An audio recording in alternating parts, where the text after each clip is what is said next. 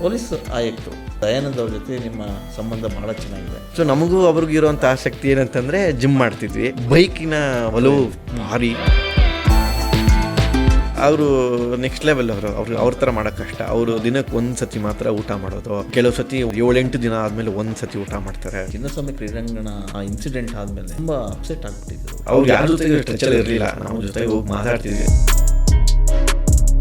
Last time ನಿಮಗೆ ಹಿಂದೆನೇ big ಬಾಸ್ಗೆ ಹೋಗೋಂಥ ಅವಕಾಶ ಸಿಕ್ಕಿತ್ತು, ಯಾಕೆ ರಿಜೆಕ್ಟ್ ಮಾಡಿದ್ರಿ? ಹೆಸರು ಮಾಡಬೇಕಂತಂದರೆ ಬಿಗ್ ಬಾಸ್ ಒಂದೆಲ್ಲ ಹುಚ್ಚಾಟ ಮಾಡಿಕೊಂಡು ತರಲೆ ಮಾಡಿಕೊಂಡು ನಾವು ಫೇಮಸ್ ಆಗೋ ಬದಲು ಅವಕಾಶ ಸಿಕ್ಕಿದ್ರು ತಿರಸ್ಕರಿಸಿದ್ರಿ ಅಂದರೆ ಅಲ್ಲಿ ಹೋಗೋದು ಟೈಮ್ ವೇಸ್ಟು ಅನ್ನೋ ಥರದ, ಅಥವಾ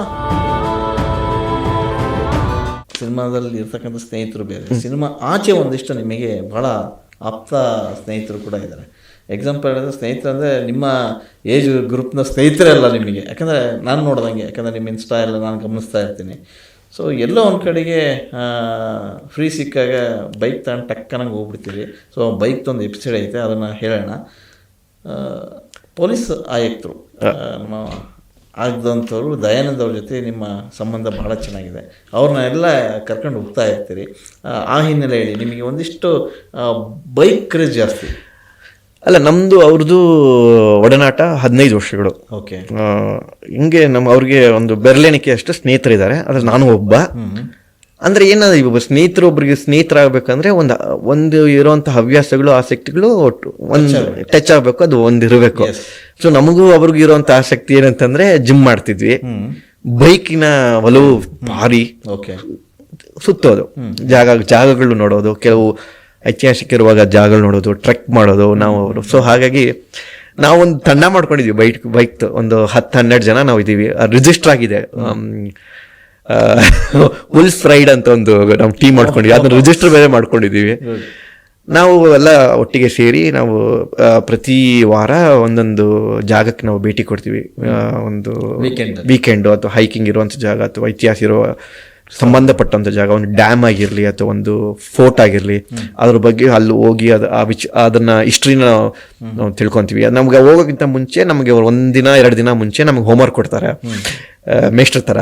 ಸೊ ನಾವು ಈ ಜಾಗಕ್ಕೆ ಹೋಗ್ತೀವಿ, ಇದ್ರ ಬಗ್ಗೆ ಎಲ್ಲ ಓದ್ಕೊಳ್ಳಿ, ಇದೆಲ್ಲ ತಿಳ್ಕೊಳ್ಳಿ ನೀವು ಅಂತ. ಅಲ್ಲಿ ಹೋದಾಗ ನಾವು ಅದೆಲ್ಲ ನೋಡ್ಕೊಂಡು, ಸೊ ನಮ್ಗೊಂದು ನಾಲೆಜ್ ಗೇನ್ ಆಯಿತು, ಜಾಗನೂ ನೋಡೋದಾಯ್ತು, ಕರ್ನಾಟಕದಲ್ಲಿ ಏನೇನಿದೆ ಅಂತಲೂ ಗೊತ್ತಾಗುತ್ತೆ. ಹೆಂಗೆ ಈಗ ಹೋದ್ರೆ ಬೆಳಿಗ್ಗೆ ಹೋಗಿ ಸಂಜೆ ಬಂದ್ಬಿಡ್ತೀರಾ? ಬೆಳಗ್ಗೆ 5-5:30 ಬಿಡ್ತೀವಿ, ಸಂಜೆ ಮಧ್ಯಾಹ್ನ 3-4 ಗಂಟೆಗೆ ಬಂದ್ಬಿಡ್ತೀವಿ ವಾಪಸ್. ಓಕೆ. ದಯಾನಂದ್ ಸರ್ಗೆ ಗೊತ್ತಿರೋದ ಕೆಲವು ವಿಚಾರ ನಿಮಗೆ ಗೊತ್ತು, ಅಂದರೆ ಭಾಳಷ್ಟು ಜನಗಳಿಗೆ ಗೊತ್ತಿಲ್ಲ. ಸೊ ಅವರು ದಿನಕ್ಕೆ ಒಂದೇ ಸರಿ ಮಿತವಾದ ಆಹಾರ, ಅವರು ನೆಕ್ಸ್ಟ್ ಲೆವೆಲ್. ಅವ್ರ ಥರ ಮಾಡೋಕ್ಕೆ ಕಷ್ಟ. ಅವರು ದಿನಕ್ಕೆ ಒಂದು ಸತಿ ಮಾತ್ರ ಊಟ ಮಾಡೋದು, ಕೆಲವು ಸತಿ ಇಂಟರ್ಮಿಡಿಯೇಟ್ ಫಾಸ್ಟಿಂಗ್ ಅಂತ, ಕೆಲವು ಎಕ್ಸ್ಟೆಂಡೆಡ್ ಫಾಸ್ಟಿಂಗ್ ಅಂತ ಇರುತ್ತೆ. ಎಕ್ಸ್ಟೆಂಡೆಡ್ ಫಾಸ್ಟಿಂಗ್ ಅಂದರೆ 7 ದಿನಕ್ಕೆ ಒಂದೇ ಸತಿ ಮಾಡೋದು, 7-8 ದಿನ ಆದಮೇಲೆ ಒಂದು ಸತಿ ಊಟ ಮಾಡ್ತಾರೆ. ಅದು ನೆಕ್ಸ್ಟ್ ಲೆವೆಲ್ಗೆ ಹೋಗ್ಬೇಕು ಅದು ಮಾಡಬೇಕಂದ್ರೆ. ಬಟ್ ಅದ್ರ ಬಗ್ಗೆ ನಾವೆಲ್ಲ ತುಂಬ ಸ್ಟಡಿ ಮಾಡಿದ್ವಿ ಸೈಂಟಿಫಿಕಲಿ. ತುಂಬ ಒಳ್ಳೆಯದು ನಮ್ಮ ದೇಹಕ್ಕಾಗಲಿ ನಮ್ಮ ಮಾನಸಿಕವಾಗಿ ಅಲ್ಲಿ ಎಲ್ಲದಕ್ಕೂ ಇದು ತುಂಬ ಹೆಲ್ಪ್ಫುಲ್ ಮಾಡುತ್ತೆ. ಓಕೆ. ಆ್ಯಕ್ಚುಲಿ ಈ ಚಿನ್ನಸ್ವಾಮಿ ಕ್ರೀಡಾಂಗಣ ಆ ಇನ್ಸಿಡೆಂಟ್ ಆದಮೇಲೆ ತುಂಬ ಅಪ್ಸೆಟ್ ಆಗಿಬಿಟ್ಟಿದ್ರು. ಸೊ ಅವಾಗ ಮನಸ್ಥಿತಿ ಹೇಗಿತ್ತು ನಿಮ್ಮ ಜೊತೆಗೆ? ಅವ್ರು ಯಾರ ಜೊತೆಗೆ ಟಚಲ್ಲಿ ಇರಲಿಲ್ಲ, ನಾವು ಜೊತೆಗೆ ಹೋಗಿ ಮಾತಾಡ್ತಿದ್ವಿ. ನಾವು ಆ ವಿಚಾರನ ಮಾತಾಡ್ತಿರಲಿಲ್ಲ ಅಷ್ಟೇ. ಇವಾಗ ಅವ್ರ ಸ್ನೇಹಿತರು ಇರೋದ್ರಿಂದ ಅವರ ಕೆಲಸದ ಬಗ್ಗೆ ನಾವು ಮಾತಾಡಕ್ಕೆ ಹೋಗಲ್ಲ ಇವತ್ತಾಗಲಿ. ಯಾವುದೇ ಒಂದು ದೊಡ್ಡ ಕೇಸ್ ಆಗಲಿ ಇದಾಗಲಿ, ಅದು ಅವ್ರ ಬಗ್ಗೆ ನಮ್ಮ ಒಡನಾಟ ಎಷ್ಟಿದೆ ಅವ್ರ ಬಗ್ಗೆ ಅಷ್ಟೇ ನಾವು ಮಾತಾಡ್ತೀವಿ. ಅದರಿಂದ ಆ ಬೌಂಡ್ರಿನ ನಾವು ಮೇಂಟೈನ್ ಮಾಡಿದ್ವಿ. ಅದರಿಂದ ಆಚೆ ಏನೋ ಒಂದು ಮಾತಾಡಕ್ಕೆ ಹೋಗಲ್ಲ ನಾವು ಅಷ್ಟೇ. ನಾವು ಅದು ಸರಿನೂ ಆಗಲ್ಲ. ಪ್ರೊಫೆಷನಲಿಸಮ್ಗೆ ಅದು ಅವ್ರ ಬಗ್ಗೆ ಮಾತಾಡಬಾರ್ದು, ಕೇಳೋಕೆ ಹೋಗ್ಬಾರ್ದು ಅಷ್ಟೇ. ಓಕೆ. ಈಗ ರಘು, ನಿಮ್ಮ ಬೈಕ್ ಹವ್ಯಾಸ ಜಾಸ್ತಿ ಇದೆ, ಬೈಕ್ ಕ್ರೇಜು ಜಾಸ್ತಿ ಇದೆ ಅಂತ ಹೇಳಿದೆ. ಯಾವೆಲ್ಲ ಬೈಕ್ಗಳು ಇದೆ ನಿಮ್ದು? ಯಾವ್ಯಾವ ರೀಸೆಂಟಾಗಿ ಹೊಸ ತುಂಬ ಕಾಸ್ಟ್ಲಿ ಬೈಕ್ ತಗೊಂಡ್ರಿ ಅಂತ? ಒಂದು ಟ್ರಾಂಪ್ದು ಸ್ಟ್ರೀಟ್ ಟ್ರಿಬಲ್ ಅಂತ ಒಂದು ಬೈಕ್ ತಗೊಂಡೆ. ಓಕೆ. ಅದಾದಮೇಲೆ ಬ್ರದರ್ ಹತ್ರ ಒಂದು ಕವಾಸಕಿ ನಿಂಜಾ, ಇನ್ನೊಂದು ಯಾವುದು ಡುಕಾಟಿ ಮಲ್ಟಿಸ್ಟಾಡಾ ಅಂತ ಒಂದು ಇಟ್ಟಿದ್ದಾನೆ. ಸೊ ಅದು ಮನೇಲಿ ಇರುತ್ತೆ, ಯಾವುದೊಂದು ತಗೊಂಡು ಹೋಗ್ತೀವಿ ಅಷ್ಟೇ. ಸರ್ ಹತ್ರ ಹರ್ಲಿ ಡೇವಿಡ್ಸನ್ ಫ್ಯಾಟ್ ಬಾಯ್ ಅಂತ ಇದೆ, ಅದು ತುಂಬ ಅದ್ಭುತವಾಗಿರುವಂಥ ಬೈಕ್ ಅದು. ಅದು ಒಂದು ಚೆನ್ನಾಗಿದೆ. ಸೊ ನಮ್ಮೆಲ್ಲ ಟೀಮ್ ಅವ್ರ ಒಳ್ಳೊಳ್ಳೆ ಬೈಕ್ ಇದೆ. ಓಕೆ ಅರ್ಗು ಎಲ್ಲ ಸರಿ. ಈಗ ಲಾಸ್ಟ್ ಟೈಮ್ ನಿಮಗೆ ಹಿಂದೆನೆ ಬಿಗ್ ಬಾಸ್ಗೆ ಹೋಗೋಂಥ ಅವಕಾಶ ಸಿಕ್ಕಿತ್ತು ಈ ವರ್ಷ. ಸಾರಿ, ಯಾಕೆ ಹೋದ್ರೆ 3-4 ವರ್ಷ ಬಂದಿತ್ತು, ಮತ್ತೆ ಬಂತು, ಯಾಕೆ ರಿಜೆಕ್ಟ್ ಮಾಡಿದ್ರಿ ಅಂತ? ಇಲ್ಲ ಏನೋ ಹೋಗ್ಬಾರ್ದು ಅಂತನಾ ಅಥವಾ ಹೋಗ್ಬಾರ್ದು ಅಂತಲ್ಲ, ಬೇರೆ ಏನೋ ಮಾಡೋಣ, ಇದು ಮಾಡೋವಂಥ ವಿಚಾರಗಳು ತುಂಬಾ ಇದೆ. ಬಿಗ್ ಬಾಸ್ ಹೋಗ್ಬೇಕು ಅಂತ ಬಹಳ ಜನ ಇಲ್ಲ, ಹೆಸರು ಮಾಡ್ಬೇಕಂತಂದ್ರೆ ಬಿಗ್ ಬಾಸ್ ಒಂದಲ್ಲ, ನಮ್ಮ ಕ್ಷೇತ್ರದಲ್ಲಿ ಇನ್ನು ಮಾಡೋಂಥ ಕೆಲಸಗಳು ತುಂಬಾ ಇದೆ. ಅದ್ರ ಬಗ್ಗೆ ಒಂದು ಮಾಡೋಣ. ನಾವು ಮಾಡೋ ವಿಚಾರಗಳು ಸಮಾಜಕ್ಕೆ, ನಾವು ಏನೇ ಕೆಲಸ ಮಾಡಿದ್ರು ಅದು ಸಮಾಜಕ್ಕೆ ಒಂದು ಮಾದರಿ ಆಗಿರಬೇಕು. ನಮ್ಮಿಂದ ಜನ ಏನಾದರೂ ಒಂದು ಕಲಿಯುವಂಥ ವಿಚಾರ ಇರಬೇಕು. ನಾವು ಸುಮ್ಮನೆ ಹುಚ್ಚಾಟ ಮಾಡಿಕೊಂಡು ತರಲೆ ಮಾಡಿಕೊಂಡು ನಾವು ಫೇಮಸ್ ಆಗೋ ಬದಲು ಈಗ ನಾವು ಅವರಿಂದ ನಮ್ಮಿಂದ ಏನು ಕಲ್ತಿದ್ವಿ, ಏನಾದರೂ ಜನಕ್ಕೆ ಏನಾದರೂ ಉಪಯೋಗ. ಇವಾಗ ಯಾರೊಬ್ಬ ಮಾನವ ಜೀವ ಇದ್ದಾಗ ನಮ್ಮಿಂದ ಕೆಲವರಿಗೆ ಒಂದು ಸಹಾಯ ಆಗಬೇಕು. ಈಗ ದುಡ್ಡಿನ ಮುಖಾಂತರ ಆಗಲಿಲ್ಲ ಅಂದ್ರೂ ಬೇರೆ ಅವ್ರನ್ನ ನೋಡಾದರೂ ಅವ್ರ ನಡವಳಿಕೆಯಿಂದ ಏನೋ ಅವ್ರ ಜೀವನ ಬದಲಾದರೆ ಒಳ್ಳೆ ರೀತಿಯಲ್ಲಿ ಅದು ಒಂದು ವಿಚಾರ. ನಿಮ್ಮ ಪ್ರಕಾರ ನಿಮ್ಗೆ ಈಗ ಈ ಸರದ ಸೀಸನಲ್ಲಿ ಅವಕಾಶ ಸಿಕ್ಕಿದ್ರು ತಿರಸ್ಕರಿಸಿದ್ರಿ ಅಂದ್ರೆ ಅಲ್ಲಿ ಹೋಗೋದು ಟೈಮ್ ವೇಸ್ಟ್ ಅನ್ನೋ ಥರನ ಅಥವಾ? ಇಲ್ಲ, ವೇಸ್ಟ್ಗಿಂತ ನನಗೆ ಮಾಡೋವಂಥ ಕೆಲಸಗಳು ತುಂಬಾ ಇದಾವೆ, ಅದಕ್ಕಿಂತ ಬೇರೆ ಇದೆ, ಇನ್ನ ಬೇರೆ ಏನೋ ಮಾಡಬಹುದು ಅಂತ. ಇನ್ನೂ ಒಳ್ಳೆ ನನ್ನ ಹಲವಾರು ಕನಸುಗಳಿದ್ದಾವೆ.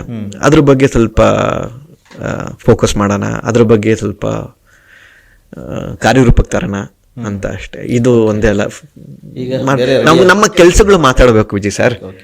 ಈಗ ಬೇರೆ ರೆಡಿ ಆಗ್ತಾ ಇದೆಯಾ? ಯಾವ್ದು? ಇದಕ್ಕೆ ಈ ಮುಂದಿನ ವರ್ಷ 2 ತಿಂಗಳಾಗೋಯ್ತು. ಇನ್ನು ಮುಂದಿನ ವರ್ಷಕ್ಕೆ ಕೆಲವು ದೇಶಗಳಿದಾವೆ, ಅದ್ರ ಬಗ್ಗೆ ನಾವು ಪ್ಲಾನ್ ಮಾಡಿ ಸುತ್ತರಿಬೇಕು. ಅದನ್ನ ಕಾಂಪಿಟೇಷನ್ ಎಲ್ಲ ನಮಗೆ ಲಿಸ್ಟ್ ಕೊಟ್ಟಿದ್ದಾರೆ. ನಾವೊಂದು ಸೆಲೆಕ್ಟ್ ಮಾಡ್ಕೊಂಡು ಅದನ್ನ ಸಿನಿಮಾ ಜರ್ನಿ ಅದು ನಡೀತಾ ಇರುತ್ತೆ. ಅದು ಒಂದು ರಿಲೀಸ್ಗೆ ರೆಡಿ ಇದೆ. ಇನ್ನೊಂದು ಆದಷ್ಟು ಬೇಗ ಕೆಲವೊಂದೆಲ್ಲ ಮಾಡ್ತೀವಿ. ಮಾತುಕತೆ ಅಲ್ಲ, ಅದು ಬರುತ್ತೆ, ನಾವು ಆಡ್ತೀವಿ ಕೆಲವು. ಅಲ್ಲ, ನೀವು ಈಗ ಒಂದು ನಟನೆ ಆಯ್ತು, ಒಂದು ಬಾಡಿ ಬಿಲ್ಡಿಂಗ್ ಆಯ್ತು, ಏನ್ ಕಡೆಗೆ ಬೈಕ್ ರೈಡ್ ಹೋಗ್ತೀರಿ, ಎಲ್ಲ ಹೋಗ್ತೀರಿ. ಈಗ ಸಿನಿಮಾ ಅಂತ ವಿಚಾರ ಬಂದಾಗೆ ಅಲ್ಲಿ ಬೇರೆ ಬೇರೆ ವಿಭಾಗಗಳು ಇವೆ.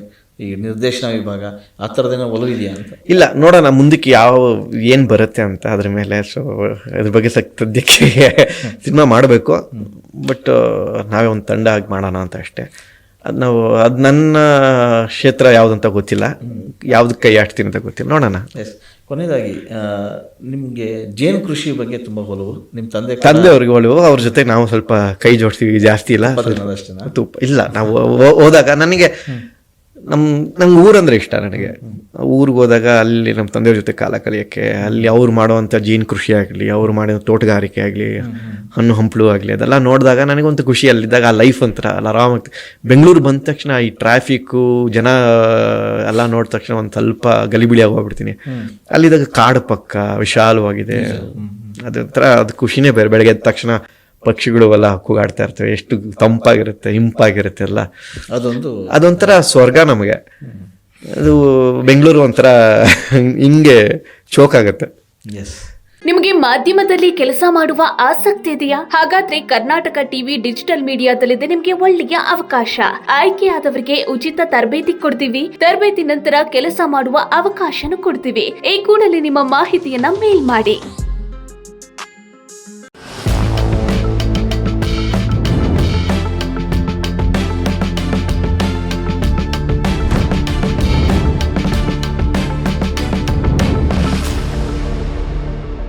ದೇಹದಲ್ಲಿ ಬ್ಯಾಡ್ ಕೊಲೆಸ್ಟ್ರಾಲ್ ಜಾಸ್ತಿ ಆದಾಗ ಹಾರ್ಟ್ ಅಟ್ಯಾಕ್ ಆಗೋ ಚಾನ್ಸಸ್ ಜಾಸ್ತಿ. ಇತ್ತೀಚೆಗಂತೂ ಸಿಕ್ಕಾಪಟ್ಟೆ ನ್ಯೂಸ್ನ ಕೇಳ್ತಾನೆ ಇದ್ದೀವಿ. ಸೊ ಬ್ಯಾಡ್ ಕೊಲೆಸ್ಟ್ರಾಲ್ನ ಕಮ್ಮಿ ಮಾಡೋದಕ್ಕೆ ಉತ್ತಮವಾದ ಆಹಾರ ತುಂಬ ಇಂಪಾರ್ಟೆಂಟು. ಜೀನಿ ಸ್ಲಿಮ್ ಯೂಸ್ ಮಾಡಿ. ಕರೆಕ್ಟ್, ಜೀನಿ ಸ್ಲಿಮ್ನಲ್ಲಿರುವಂತಹ ಎಷ್ಟೋ ಆಹಾರ ಧಾನ್ಯಗಳು ಕೊಲೆಸ್ಟ್ರಾಲ್ ಲೆವೆಲ್ನ ಕಮ್ಮಿ ಮಾಡೋದಕ್ಕೆ ಹೆಲ್ಪ್ಫುಲ್ ಆಗುತ್ತೆ. ಸೊ ಹೆಲ್ದಿ ಆಗಿರಿ, ಜೀನಿ ಸ್ಲಿಮ್ನ ಯೂಸ್ ಮಾಡಿ.